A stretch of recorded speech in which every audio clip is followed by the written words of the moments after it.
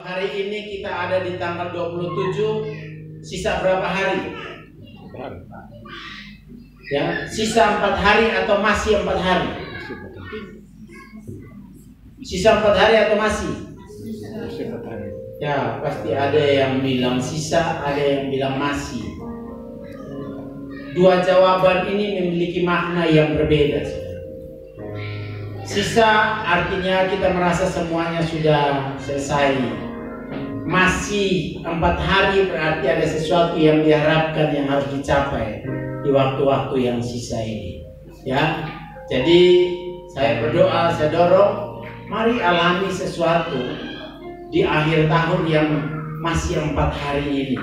Ya, sehingga apa yang belum saudara peroleh, apa yang belum saudara raih, yang belum saudara capai, baik itu secara jasmani maupun rohani, berjuanglah untuk saudara peroleh itu di waktu-waktu yang masih ada ini. Amin. Ya. Saudara, perjalanan ini di tahun 2020 kita mau bilang perjalanan yang enak juga sesungguhnya tidak enak. Gitu. Perjalanan yang menyenangkan sesungguhnya juga kita tahu keadaan yang ada. Bahwa tahun ini kita melewati dengan penuh perjuangan, gitu ya. Kita melewati tahun ini dengan sebuah pergumulan yang berat. Bukan hanya saudara dan saya sebagai orang percaya, tetapi dunia mengalami hal yang sama.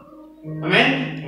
Dunia mengalami hal yang sama di tengah-tengah goncangan, di tengah-tengah tekanan, di tengah-tengah persoalan. Begitu berjalan tertatih-tatih, gitu ya. Berjalan tertatih-tatih, tapi kalau hari ini saudara dan saya ada, gitu ya, masih kuat tegak berdiri, ya, berarti ada sebuah rancangan yang besar yang sebenarnya Tuhan mau saudara dan saya alami dan nikmati dalam perjalanan waktu ke depan. Amin. Ada begitu banyak orang yang akhirnya selesai hidupnya, ya. Ada begitu banyak orang, kita dengar tetangga kita dengar teman kita dengar keluarga kita, sahabat kita, begitu ya. Mungkin ada pemimpin-pemimpin kita, pemimpin-pemimpin rohani kita yang tiba-tiba saja menghilang, saudara. Ditelan oleh keadaan dan situasi yang menimpa dunia ini. Tapi saya percaya di penghujung tahun 2020 kita masih tegak berdiri. Ini anugerah yang besar. Amin. Saudara masih sehat walaupun kadang-kadang batuk-batuk, saudara. Ya, kadang-kadang batuk-batuk, kadang-kadang pilek-pilek.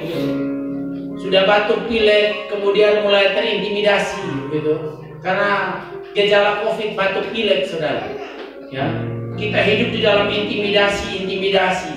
Mungkin keadaan keuangan juga selama tahun ini tidak membaik, gitu ya. Keadaan keuangan yang tidak kunjung berubah, gitu ya. Tekanan-tekanan dalam keluarga rumah tangga yang selalu bertubi-tubi datang menghampiri kita. Ya. Tapi hari ini saudara masih bisa senyum. Amin. Amin. Saudara bisa senyum, coba lihat kiri kanan. Senyum, mereka senyum. Ya. Itu artinya saudara bahwa Tuhan punya sebuah rencana dan selalu memberikan kesempatan bagi saudara dan saya untuk kita bisa jalani terus sampai batas waktu, tidak tahu kapan dan di mana hidup ini akan berakhir. Tapi selagi masih ada kesempatan, jalani. Amin. Saya berikan tema firman pagi hari ini, alami yang tak terselami. Saudara, ada yang masih ingat tema gereja tahun ini? Ada yang masih ingat? Orang yang tidak ingat itu susah untuk mengalami, saudara. Nah, ini harus bertobat. Sebuah visi itu sebuah tujuan. Perhatikan baik-baik. Ya, visi itu tujuan. Tujuan yang harus kita capai. Ya, kemana kita pergi dan apa yang kita nikmati itu visi yang Tuhan kasih. Sampai kalau saudara lupa tema tahun ini itu kebangatan, begitu. Ya, kebangatan itu apa? Keterlaluan. Ya. Kenapa? Saudara tidak punya arah yang jelas untuk saudara melangkah, begitu ya. Amin. Nah, bertobat. Jangan sampai tahun depan saudara, itu saudara lupa lagi tema. Gitu. Tahun ini adalah tahun mujizat dan multiplikasi, ya, berlipat gandaan saudara. Ya, apakah Pak alami? Saya alami itu, ya, alami, ya, dari tempat kontrak pindah di rumah baru, rumah sendiri, gitu ya. Itu alami kan? Mujizatnya di sisi mana? Tidak ada uang tapi bisa beli rumah, itu kan mujizat, gitu ya. Saudara suka itu? Suka begitu kan? Nanti kita belajar dari sisi firman Tuhan, ya. Jadi kalau Tuhan sudah kasih visi, gitu ya, saudara belajar untuk pegang itu, karena itu jalan kita. Kalau tidak ada visi, kita jalannya sembarang-sembarang loh. Coba Marlon keluar dari rumah tidak ada tujuan, gitu ya. Sebentar muncul di Nonohoni, sebentar muncul di Pasar Impres, sebentar muncul di Tea, sebentar muncul di mana-mana, begitu kan? Tidak ada tujuan. Tapi begitu keluar dari rumah kalau ada tujuan jelas, gitu ya. Visi itu yang membawa kita untuk sampai di tujuan itu. Amin. Jadi itu ingat baik-baik ya. Saudara, mungkin juga kita mengalami kekecewaan di dalam perjalanan tahun ini, gitu ya. Karena hubungan yang retak, hubungan yang rusak, gitu ya. Mungkin ada kepahitan, mungkin ada sakit hati, mungkin ada kekecewaan. Ya ingat, tinggalkan itu sudah. Hari ini juga, ya, koreksi hati. Masih ada 4 hari, evaluasi diri, dan Tuhan, saya mau bersihkan hidup saya, ya. Bersihkan, pulihkan. Kalau ada luka, usaha untuk pulih sudah, gitu ya. Belajarlah berdamai dengan musuh. Amin. Belajar berdamai dengan musuh itu susah, saudara, gitu ya. Omong enak, gitu ya. Tapi paling suka suruh musuh yang datang ke kita, gitu ya. Tetapi sisa waktu yang ada kita mau supaya masuk di tahun yang baru. Ini bukan yang nanti saya mau sampaikan, tapi ketika tadi saya duduk ada banyak yang muncul dan saya tulis, saya kasih masuk di sini, jadi saya sampaikan ini dulu. Ya, kita kan sudah selama mulai dari bulan Mei atau Juni ibadah COVID itu firmannya setengah jam, saudara, gitu ya. Dulu biasanya firman 2 jam, pulangnya setengah 1. Sekarang ini gereja enak, gitu ya. Kenapa? Karena firmannya setengah jam, pulangnya setengah 11, masuk jam 9 punya pulang setengah 11. Enak kan? Gitu. Nah hari ini kita mau dengar pesan-pesan Tuhan untuk kita boleh pakai untuk perjalanan kita ke depan. Efesus 3:4 ayat 31, segala kepahitan, kegeraman, kemarahan, pertikaian, fitnah hendaklah dibuang di antara kamu. Demikian pula segala kejahatan, saudara. Saudara, ternyata dalam perjalanan untuk kita berhasil, kita tidak bisa menyimpan ini di dalam diri kita.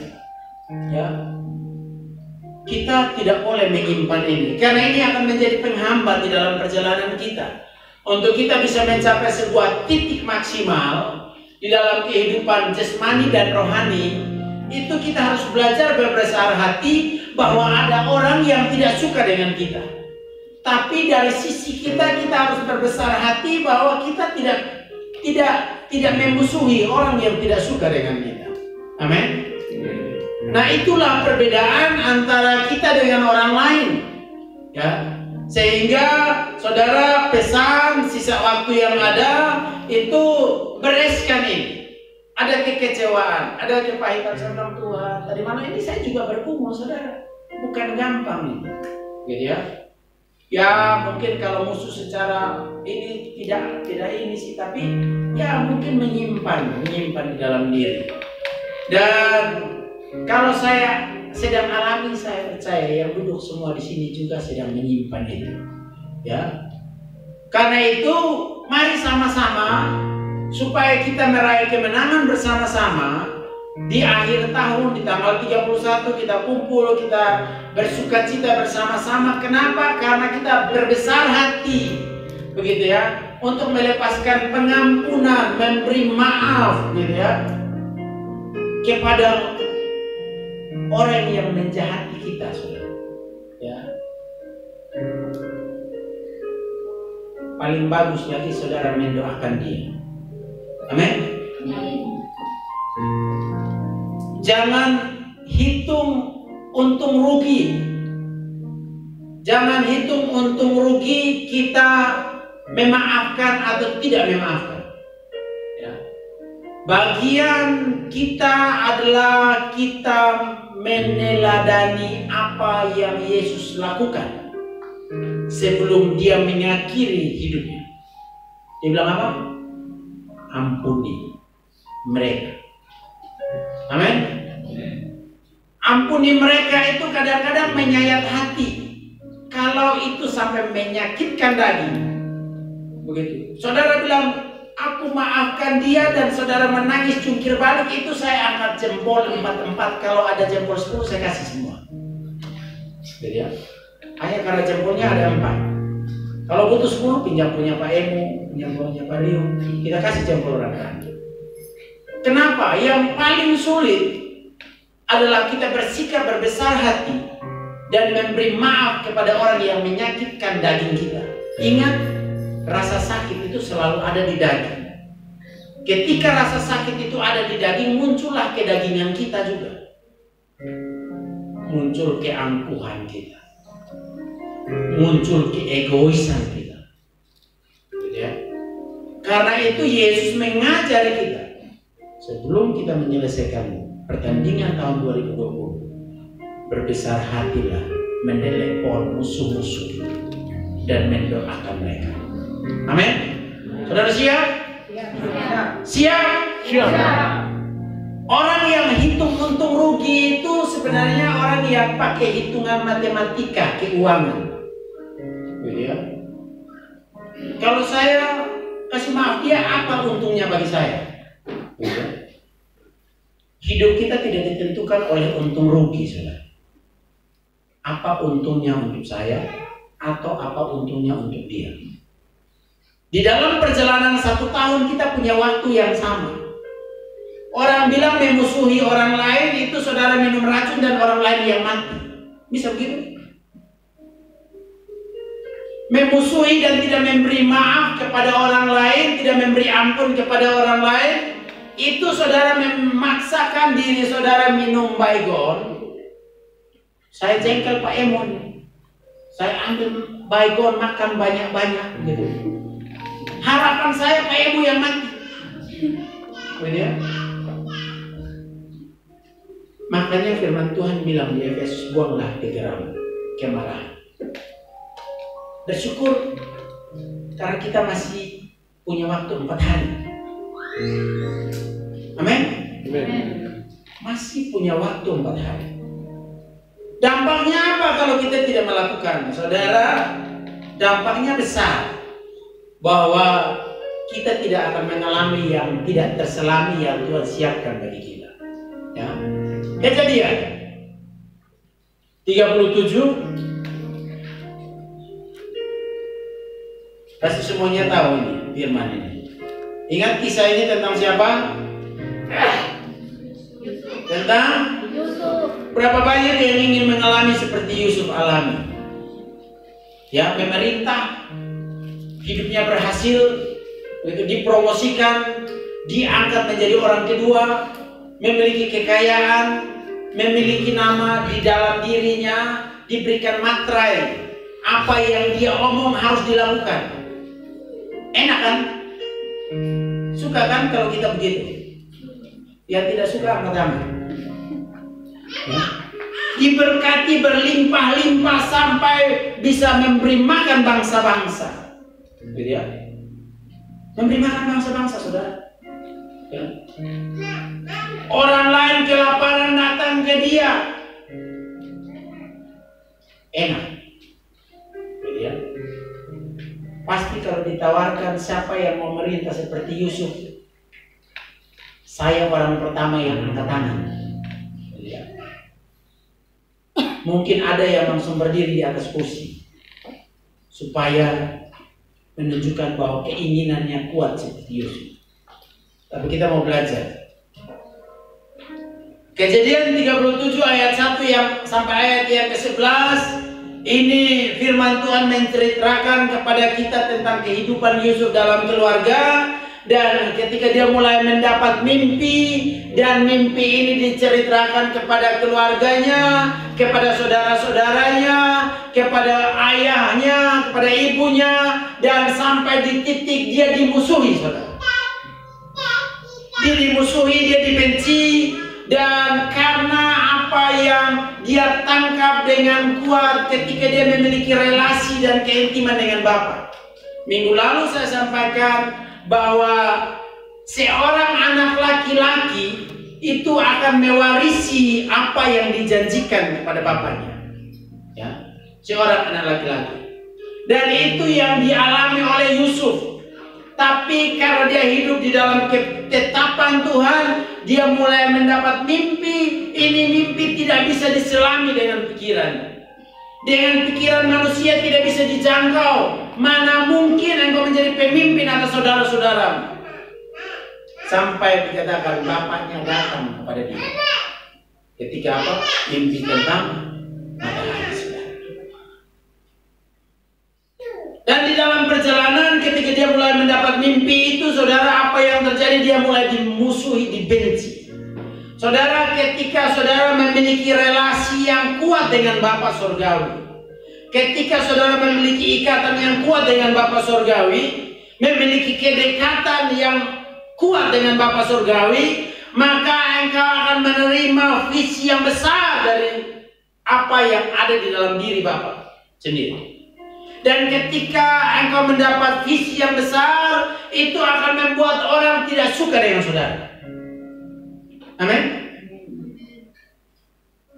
Orang mulai membenci saudara, orang mulai memusuhi saudara. Kenapa? Karena visi yang besar ini. Tetapi saudara, di dalam perjalanan, kalau saudara tidak kuat menghadapi untuk menerima visi ini, ada goncangan yang besar. Nah, kita mau belajar dari kehidupan Yusuf, bahwa ketika dia mendapat mimpi, dia orang yang tetap berbesar hati, berpegang pada visi yang Tuhan kasih. Sekalipun apa, sekalipun dia dibenci oleh saudaranya, sekalipun dia dianiaya, sekalipun dia difitnah, sekalipun dia dibuang, dia tidak pernah menyimpan kepahitan di dalam dirinya. Dia tidak menyimpan kepahitan ketika orang lain mulai membenci dan memusuhi dia. Kenapa? Karena fokusnya jelas.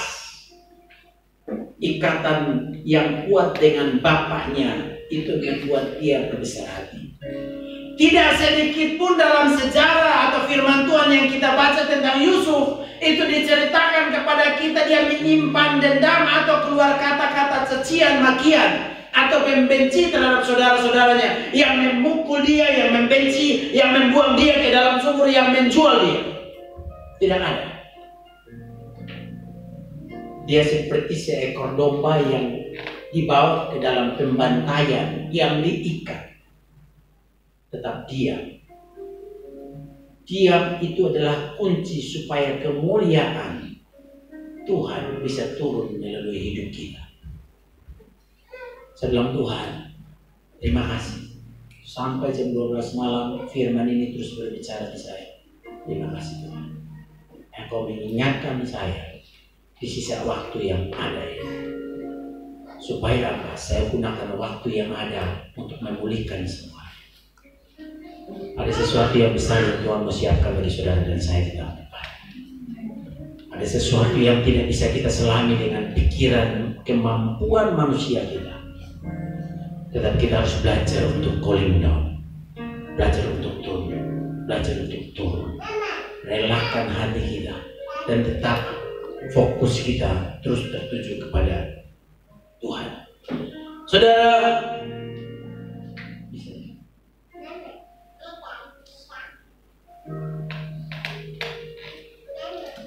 Yeremia 29 ayat yang ke-11 firman Tuhan katakan, sebab rancanganku adalah rancangan damai sejahtera, dan bukan rancangan kecelakaan. Sekalipun Yusuf dilempar ke dalam sumur, saudara. Saudara kalau baca firman-Nya secara lengkap, itu mereka sebenarnya rebut-rebutan siapa yang pukul lebih kuat dia. Hanya siapa yang menghindar, Benyamin. Tapi semua saudara-saudaranya itu begitu membenci dia. Kenapa? Kedekatanmu dengan Bapa, ketika kau mendapat susu, banyak orang tidak akan suka dengan engkau. Tetapi kadang-kadang apa yang membedakan kita dengan Yusuf? Fokus kita beralih kepada persoalan yang muncul, bukan tetap tertuju kepada visi, tujuan, kepercayaan yang diberikan Bapa kepada kita. Fokus kita akhirnya hanya putar-putar di itu masalah. Menyalahkan. Saya renungkan firman ini, saudara, sampai menangis tadi malam.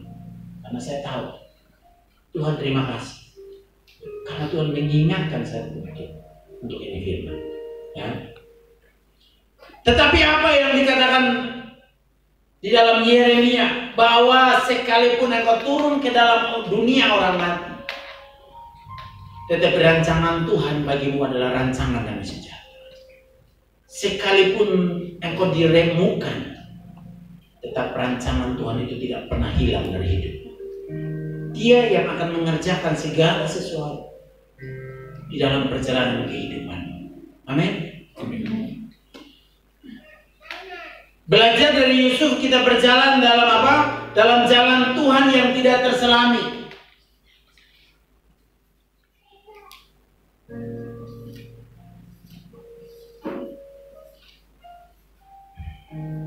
Semuanya memang tidak bisa diselami, saudara. Mulai dari sebuah mimpi, saudara. Mulai dari sebuah mimpi. Tadi malam saya mimpi seseorang. Tadi pagi waktu mandi saya ingin menelpon. Saya ingin telepon Tuhan. Saya menelpon. Dia langsung tidur. Saya mimpi. Saya ingin telepon. Mungkin siang ini saya akan telepon untuk cerita sedikit tentang mimpi yang saya dapat. Saya suka mimpi, saudara. Kadang-kadang mimpi makan tapi belum dapat makan dari saudara. Jadi kalau ada yang masak enak di rumah bawa. Ya, saudara, memiliki sikap seperti Yusuf ini yang akan menolong kita menyelesaikan pertandingan yang ada dan berdiri di puncak bukit dan mengangkat panji kemenangan. Ya. Saya bersyukur berkali-kali ya. Dalam situasi-situasi yang sangat sulit, kalau saya rasa tidak bisa, saya menangis. Saya menangis. Tetapi kadang-kadang daging juga muncul, saudara. Daging mulai muncul, memberontak, marah, jengkel. Ketika saya belajar tentang Yusuf tadi malam, saya berarti ini yang harus dipegang dalam perjalanan sisa waktu yang ada sampai memasuki tahun 2021. Kenapa? Karena ada sesuatu yang tidak terselami yang harus kita alami. Amin. Kita hanya bisa alami yang tidak terselami ketika kita mau untuk fokus kita tetap tertuju kepada mimpi yang Tuhan berikan kepada kita. Selama kita masih disibukkan dengan kelakuan orang-orang di sekeliling kita, fokus kita akan beralih. Saya ingat perumpamaan, saudara lihat koin yang kecil dengan dunia yang besar. Yang mana yang lebih besar? Koin atau dunia atau bumi? Koin atau Pak Rio, koin atau Pak Eni. Ya. Selama koin itu saudara tempelkan di mata saudara, koin itu akan jadi lebih besar dari orang di depan. Selama masalah itu kita terus tempelkan di depan kita, maka masalah itu tetap menjadi masalah yang besar. pertikaian, konflik itu akan tetap menjadi yang terbesar di dalam hidup kita. Padahal ada sesuatu yang jauh lebih besar yang ditaruh Tuhan di depan, yang harusnya kita jalan ke sana. Dan hari-hari ini firman Tuhan dorong kita untuk mari kita sama-sama mau belajar.